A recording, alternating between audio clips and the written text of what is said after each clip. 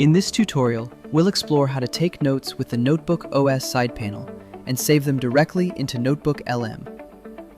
First, open any web page in Chrome. Then, click the NotebookOS icon. The side panel opens on the right, so you can take notes without leaving the page you're reading.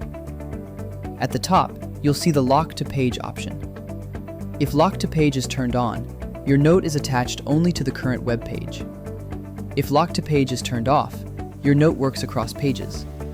This is useful when you're researching a topic across many websites and want one running note that follows you as you browse. Now write your note. You can add a title, use basic formatting like bold, italic, underline, bullet lists, and numbered lists. Next, choose the NotebookLM notebook where you want to save the note. If your notebook list is empty, click Sync to load your current NotebookLM notebooks. When you're ready, click Save to NotebookLM. NotebookOS opens NotebookLM, creates the note in the selected notebook, and saves your content automatically. That's the basic workflow. Read anywhere, take notes in the side panel, decide whether the note belongs to one page or follows you across pages, and send your thinking directly into NotebookLM.